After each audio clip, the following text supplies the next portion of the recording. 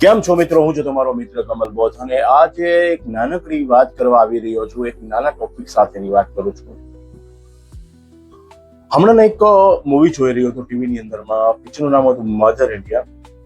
Mother ઇન્ડિયાની અંદરમાં એમાં મેન લીડ હીરો તરીકે રાજકુમાર હતા અને નરગિસ હતા.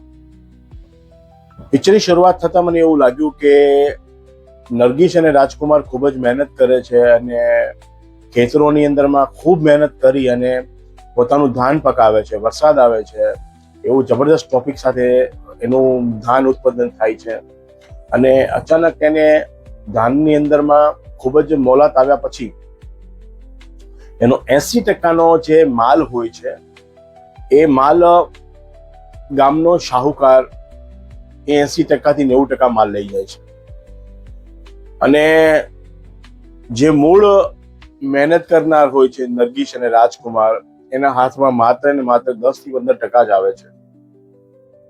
અને મુદ્દો આ પિક્ચરનો ટોપિક સાથેનો મુદ્દો એ છે કે ખરેખર મુદ્દો એ હતો કે રાજકુમાર અને નરગિસે મહેનત કર્યા પછી, જે પિક્ચરના કેરેક્ટરની અંદરમાં એમણે મહેનત કર્યા પછી, એના એટલું મોટું ધાન પકાવ્યા પછી, એની એટલી શારીરિક મહેનત કર્યા પછી એના હાથમાં કશું આવતું નથી, કારણ કે 100%ના માલની અંદરમાં 80% તો ગામનો શાહુકાર લઈ જાય છે.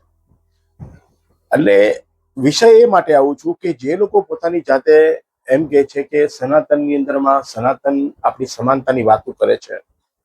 હું જેટલા જૂના પિક્ચર જોઉં છું એટલા જૂના પિક્ચરની અંદરમાં એક પણ માં મને કોઈ પણ વસ્તુ સનાતની એટલે સમાનતાની વાત જોવા મળતી નથી. માત્ર ને માત્ર મૂડીવાદી લોકો, સામંતવાદી લોકો નાના અને ગરીબોને અને ખેડૂતોને એનું શોષણ કરતા જોવા મળે છે. એની અંદરમાં જરી કંઈ પણ સમાનતાની ક્યાંય વાત આવતી નથી. એટલે આ પિક્ચરની અંદરમાં તો જ્યારે રાજકુમાર સાહેબ અને નરગિસ સાહેબની આ મૂવી જબરદસ્ત હતી. એની અંદરમાં રાજેન્દ્ર કુમાર હતા, એની અંદરમાં સુનિલ દત્ત હતા. પિક્ચરની અંદરમાં તમે લાસ્ટ સુધી જોજો, પિક્ચરની અંદરમાં લાસ્ટ સુધી જોજો કે સુનિલ દત્ત અને રાજેન્દ્ર કુમાર જ્યારે યંગ થાય છે, જેના નરગિસના બાળકો હોય, એ બાળકો જે મોટા થઈને યંગ થાય છે, યંગ થઈ ગયા પછી પણ, યંગ એટલે એપ્રોક્સિમેટલી 20 થી 22 વર્ષ થઈ ગયા પછી પણ એ લાલાનું વ્યાજ ક્યારે જતું નથી. એ સામંતવાદી જે માનસિકતા છે જે લોકોની, એનું વ્યાજ ક્યારે ખતમ થતું નથી. અને એ ખતમ નથી થતું એટલે બગાવત થાય છે. બગાવતની અંદરમાં સુનિલ દત્ત બગાવત ઉપર ઉતરે છે અને બગાવત ઉતર્યા પછી એની ઉપર ખોટો બ્લેમ કરવામાં આવે છે કે સુનિલ દત્તે લાલાની દીકરીની છેડતી કરી અને અંતની અંદરમાં નરગિસ પોતે પોતાના પુત્ર ઉપર ગોળી ચલાવીને એમની હત્યા કરી નાખે છે.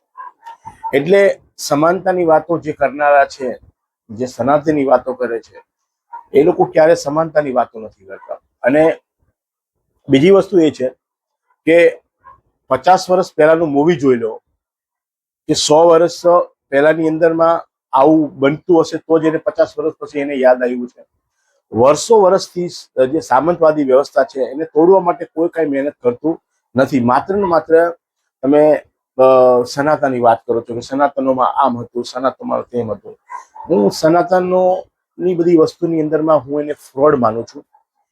જે સનાતનની વાતો કરતા હશે, કદાચ એના માઇન્ડની અંદરમાં પોઝિટિવ વેવ હશે, પણ સનાતનની વાતો કરનાર ક્યારે સમાનતાની વાત નહીં કરે. આ પણ એક નરી વાસ્તવિકતા છે.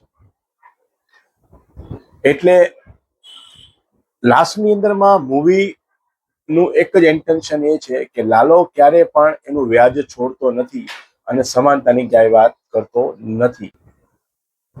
મૂવીની અંદરમાં ગીતો પણ એટલા તમે જુઓ કે લોકશાહી પ્રકારના હતા કે ગીતની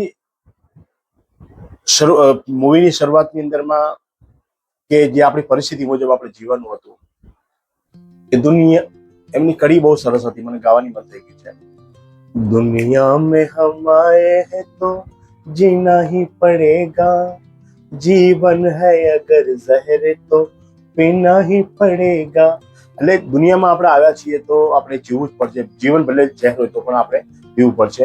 ગીતોની કડી પણ એટલી અને એના વાક્યો પણ બહુ સરસ હતા અને એ આપણે રિયલ લાઈફની અંદરમાં આપણને આ જોવા મળે છે.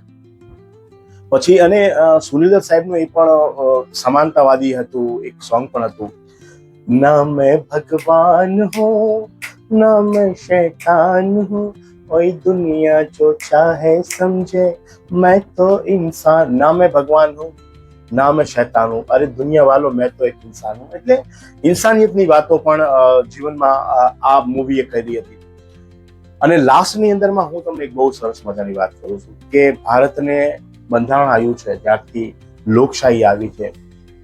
બંધારણ આવ્યા પછી કદાચ 10-20 વર્ષ પછી જે સ્ટ્રેન્થ આવી, જે સ્પીડ આવી બંધારણની અંદરમાં, બંધારણના કાયદાઓ લાગુ સ્પીડલી થઈ ગયા.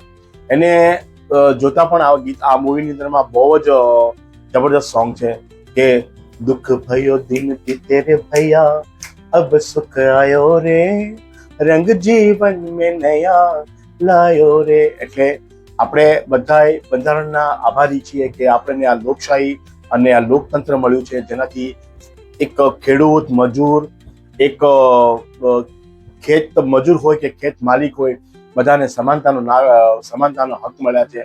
લાલાશાહી જે હતી, જે વર્ષો પહેલાની, એ અત્યારે 50%ની પણ 70% ખતમ થઈ ગઈ છે. 100% તો હું નહીં કહી શકું. એટલે મારો આ લાસ્ટ એક જ ઇન્ટેન્શન છે કે આપણે સમાનતાની વાત કરીએ.